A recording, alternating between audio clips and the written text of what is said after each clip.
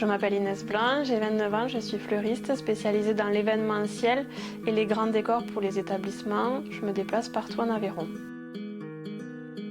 J'ai commencé par une licence de psychologie que j'ai obtenue, mais plus j'avançais dans mes études et plus je pensais au métier de fleuriste, mon appartement était devenu une vraie jungle. Donc à un moment donné, je me suis rendue à l'évidence et j'ai pris la direction de la formation fleuriste. J'ai passé un CAP et un BTM fleuriste en alternance pendant 4 ans et j'étais dans une boutique de Rodez pour apprendre le métier. Alors déjà parce que c'est stimulant d'apprendre à se présenter devant un jury, c'est super enrichissant de monter un dossier avec un prévisionnel, etc. C'est toujours formateur, c'est toujours constructif de le faire. Ça permet aussi de se projeter, de se fixer des objectifs. Donc voilà. Et après, on a tout à gagner, rien à perdre à participer au concours. Et du coup, j'ai gagné 1 an de loyer dans la MDE, ici dans mon local. Donc j'ai beaucoup de chance et en plus une belle dotation financière, donc je suis ravie. Être dans une pépinière d'entreprise, ça a beaucoup d'avantages. Déjà un environnement de travail adapté, mais pas que.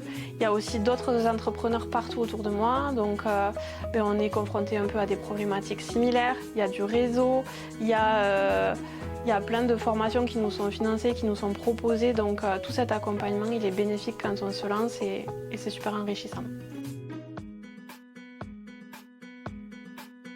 Alors déjà j'ai une identité visuelle marquée tout autour de la nature, j'ai un travail assez champêtre, assez tourné vers des choses naturelles, des éléments du bois, de la mousse, des feuillages, qui sont tout aussi importants dans mon travail que la fleur.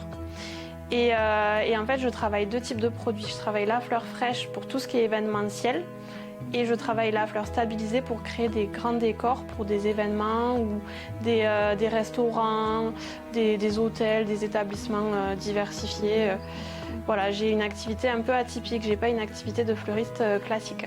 C'est vrai que c'est un métier qui n'est pas toujours évident à aborder de façon écologique, mais j'essaye au maximum de trier mes déchets, de revaloriser mes chutes. Avec les fleurs que j'ai de trop, je les fais sécher, je les revalorise, je fais des fragments que je mets dans des bijoux en résine ou d'autres petits accessoires.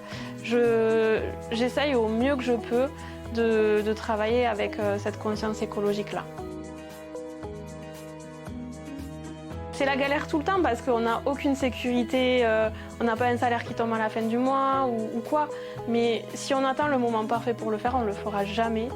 Et dans la balance, il y a ces contraintes-là, mais il y a aussi le côté tellement satisfaisant, c'est super stimulant et du coup, ça se vaut. Moi, il y a une phrase qu'on m'a dit si tu attends le bon moment, tu le feras jamais. Et c'est là-dessus que je suis partie en fait. Donc voilà, si vous avez une idée, faites-la.